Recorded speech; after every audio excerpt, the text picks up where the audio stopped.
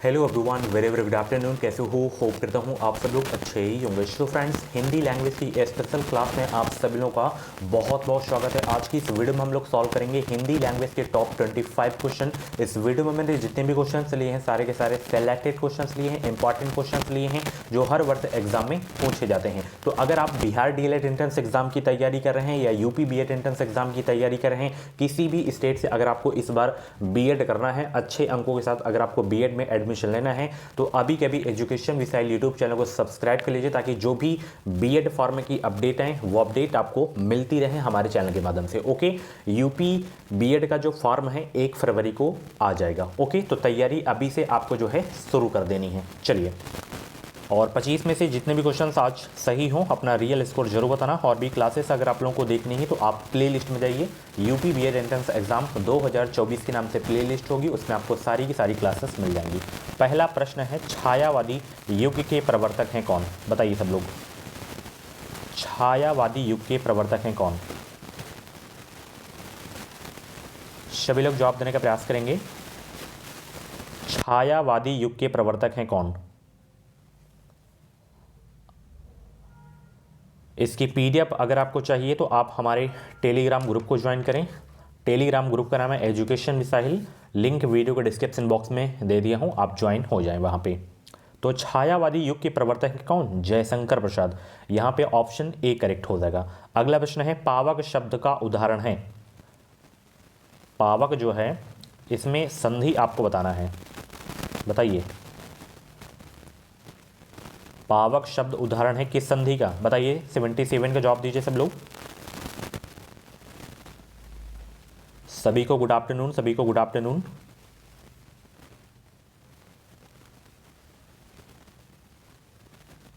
तो सबसे पहले तो इसका संधि विच्छेद आपको पता होना चाहिए, बहुत एग्जाम में पूछा जाता है। तो इसका संधि विच्छेद होता है पौधन अक। क्या होता है? पौधन अक। अब आप लोग बताइए इसमें कौन सा संधि होगा, कौन सी संधि होगी? आयाति संधि। बहुत अच्छे, ऑप्शन डी करेक्ट हो जाएगा। चलिए, अगला प्रश्न है, सामान्यतः काव्य के कुल कितने भेद बताए गए हैं? बताइए सब लोग, सामान्यतः काव्य के कुल कितने भेद बताए गए हैं? 1, 3, 2, 4। तो टोटल बताए गए हैं 2 भेद। कितने? 2 भेद। ऑप्शन बी करेक्ट हो जाएगा। प्रसारण का विलोम शब्द क्या होगा? प्रसारण का विलोम शब्द, प्रसारण का विलोम क्या होगा? बताइए सब लोग। 79 का जवाब देने का प्रयास करेंगे सब लोग।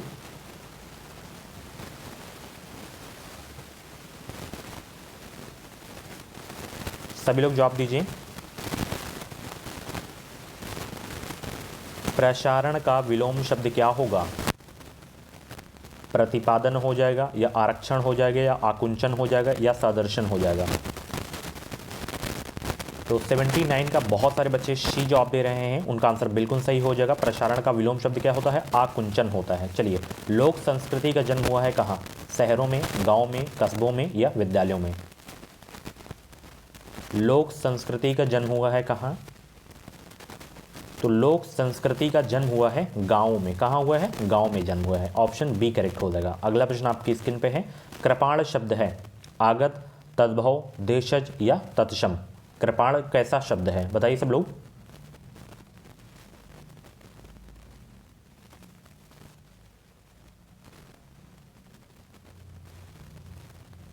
सभी लोग जवाब देने का प्रयास करेंगे। तो कृपाण एक जो है तत्सम शब्द है। क्या है? तत्सम शब्द है। इसका जो तद्भव होगा तलवार हो जाएगा। क्या हो जाएगा? तलवार इसका तद्भव होता है कृपाण का। ठीक है, ऑप्शन डी करेक्ट हो जाएगा। बुद्धि भ्रमित होना किस मुहावरे का सही अर्थ है? बुद्धि भ्रमित होना किस मुहावरे का सही अर्थ है? बताएंगे सब लोग। चक्कर में पड़ना, या अक्ल पर पत्थर पड़ना, धोखा खाना, उल्लू बनना?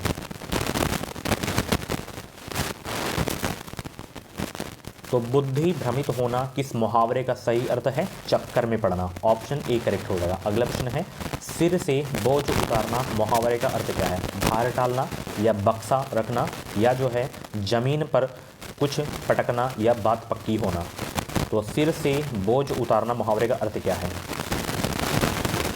जवाब दीजिए। कुछ भी डाउट है तो आप कमेंट बॉक्स में अपना डाउट क्लियर कर सकते हैं। जितने हम लोग क्लास देख रहे हैं सभी लोग वीडियो को लाइक कर देंगे।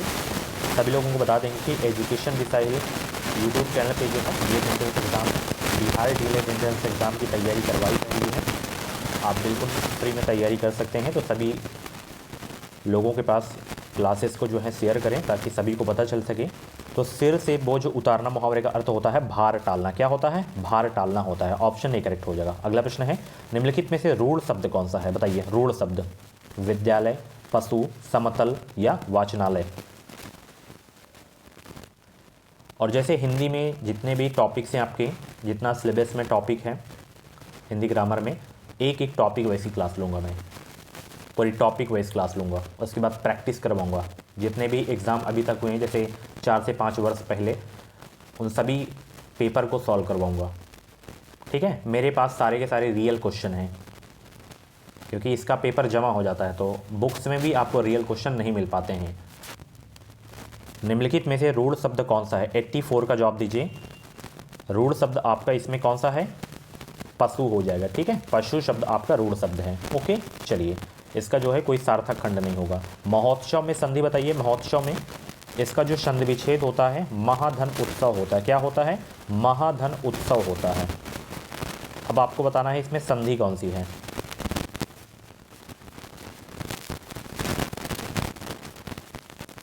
महाधन उत्सव, आ प्लस उ आ रहा है ना, आ प्लस उ, तो इसमें आपका गुण संधि हो जाएगा। ऑप्शन ए करेक्ट हो जाएगा। अंबर का विलोम क्या होगा डियर? अंबर का विलोम शब्द क्या होगा? बताएंगे सब लोग।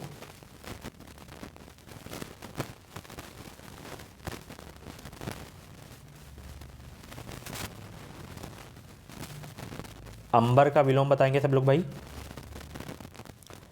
तो बहुत सारे बच्चे यहाँ पे जवाब दे रहे हैं अवनी। उनका आंसर बिल्कुल सही हो जाएगा। अवनी आपको एग्जाम में ऐसे भी देखने को मिल सकता है। ठीक है, तो अवनी दिखे आपको टिक कर देना है। मुझे कैसा शब्द है? मध्यम पुरुष, अन्य पुरुष, उत्तम पुरुष या प्रथम पुरुष? मुझे कैसा शब्द है बताइए सब लोग। तो मुझे आपका जो है उत्तम पुरुष है। ठीक है, चलिए, बहिर्मुखी में समास बताइए आप। बहिर्मुखी में अव्ययी भाव समास, द्वंद्व समास, तत्पुरुष समास या कर्मधारय समास?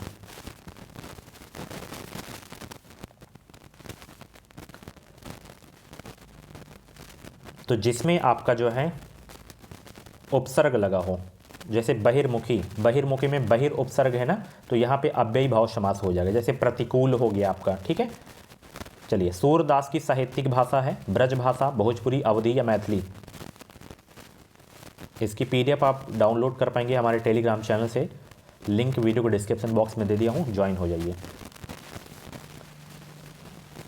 सूरदास की साहित्यिक भाषा है ब्रज भाषा है। 89 का ए करेक्ट हो जाएगा। महाकाव्य में वर्णन होता है किसका? महाकाव्य में वर्णन होता है किसका? बताएंगे सब लोग। मानव जीवन के वृहद और व्यापक चित्रण का, या मानव जीवन के सूक्ष्म पक्ष का चित्रण, या मानव जीवन के एकांकी पक्ष का चित्रण, या मानवेतर जीवन के वृहद पक्ष का चित्रण? तो महाकाव्य में वर्णन होता है मानव जीवन के वृहद और व्यापक चित्रण का वर्णन होता है महाकाव्य में। 90 का ए आपका बिल्कुल करेक्ट हो जाएगा। चलिए, काली मिर्च में कौन सा समास है? काली मिर्च में कौन सा समास है बताएंगे सब लोग।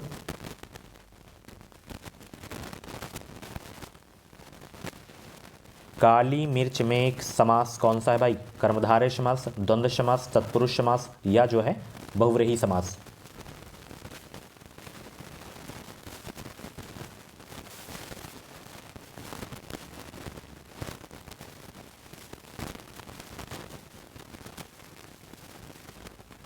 तो यहाँ पे काली मिर्च, मिर्च की जो है विशेषता बताई जा रही है, तो यहाँ पे कर्मधारय समास हो जाएगा। अगला प्रश्न आपकी स्क्रीन पे है, उर्वशी किसकी काव्य कृति है? उर्वशी, उर्वशी किसकी काव्य कृति है?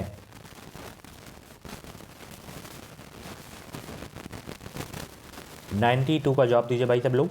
तो उर्वशी किसकी काव्य कृति है? रामधारी सिंह दिनकर की। Very very most important question है आपके एग्जाम के लिए। एक बात नोट कर लेना, जब भी आप मेरी क्लास देखना, कोई भी सब्जेक्ट की क्लास हो, चाहे वो जीके की हो, चाहे हिंदी की क्लास हो, ठीक है, आप पेन कॉपी लेके ज़रूर बैठा करें। जैसे ये आपका इंपॉर्टेंट है उर्वशी, हिंदी साहित्य का मोस्ट इंपॉर्टेंट क्वेश्चन है, उर्वशी किसकी काव्य कृति है, तो रामधारी सिंह दिनकर। तो इसको आप लोग नोट कर लिया करें, ठीक है। पूरा क्वेश्चन आपको नहीं नोट करना है, जो जो मैं इंपॉर्टेंट बताता हूँ कि हाँ ये क्वेश्चन पूछे जाते हैं तो उनको आपको केवल नोट करना है। इस तरीके से आप जो है तैयार करेंगे अपनी शॉर्ट नोट्स। चलिए, और रिवीजन करते रहेंगे आप लोग। चलिए, सन्यासी का पर्यायवाची क्या होगा भाई, सन्यासी का बताइए सब लोग, सन्यासी का पर्यायवाची क्या होगा।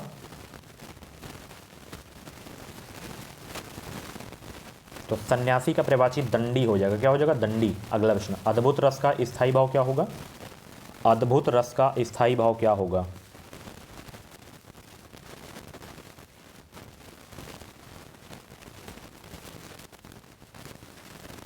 तो यहाँ पे अद्भुत रस का जो स्थायी भाव होगा डियर, विस्मय हो जाएगा। बताइए, उत्साह किसका है, उत्साह, उत्साह किसका है स्थायी भाव, उत्साह आपका जो है वीर रस का है। इनको नोट कर लीजिए आप लोग अलग से। भय किसका है, भय किसका है बताइए सब लोग, भय किसका है स्थायी भाव, तो भय आपका जो है भयानक का है। किसका है, भयानक का है, ठीक है। जुगुप्सा किसका है भाई, जुगुप्सा बताइए किसका है, तो जुगुप्सा आपका जो है विभत्स रस का है। किसका है, विभत्स रस का। अब ये मैं जो लिख रहा हूँ इनको आपको नोट करना है। विभत्स रस का स्थायी भाव क्या होता है, जुगुप्सा होता है। और भी जैसे इंपॉर्टेंट है इनको नोट करिए, फिर मैं और भी दिखाई दे रहा हूँ। जैसे आपका श्रृंगार रस हो गया, क्या हो गया, श्रृंगार रस हो गया आपका। श्रृंगार रस का स्थायी भाव क्या होता है भाई, रति होता है। क्या होता है, रति होता है, ओके। हास्य रस हो गया आपका, हास्य रस का स्थायी भाव हो हास्य ही होता है। क्या होता है, हास्य होता है। रौद्र रस का क्या होता है, रौद्र रस का क्या होता है भाई स्थायी भाव, रौद्र रस का होता है क्रोध। क्या होता है, क्रोध होता है, ठीक है।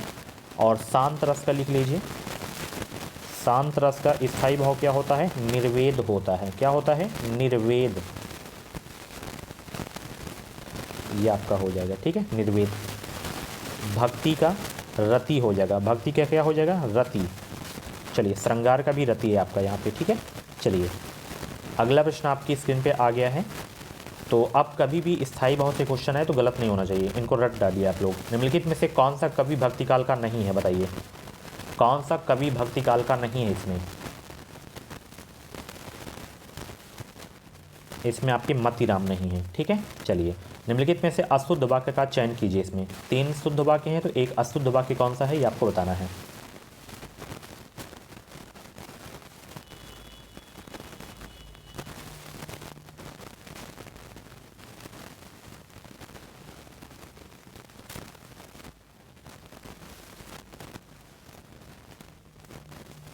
नाइन्टी 96 का जवाब दीजिए सब लोग।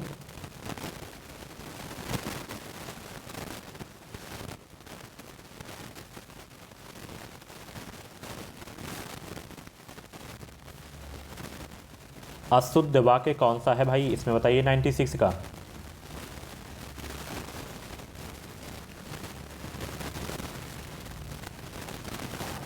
तो यहाँ पे देखिए, ये आपका सही है, ये सही है, ये सही है। यहाँ पे ये वाला, बच्चों को काट कर फल खिला दो, बच्चों को काट कर यहाँ पे लिखा गया है, ठीक है। ये नहीं कि बच्चों को फल काट कर खिला दो, ये होना चाहिए। तो यही आपका अशुद्ध हो जाएगा। कारवां किस विधा की रचना है, कारवां, कारवां जो है किस विधा की रचना है, एकांकी। Option D. निम्नलिखित में से संयुक्त वाक्य का चयन कीजिए। इसमें संयुक्त वाक्य कौन सा है, ये संयुक्त वाक्य, दवा लो और बुखार कम हो जाएगा, ठीक है। चलिए, कंजूसी से धन व्यय करने वाले के लिए शब्द क्या होगा।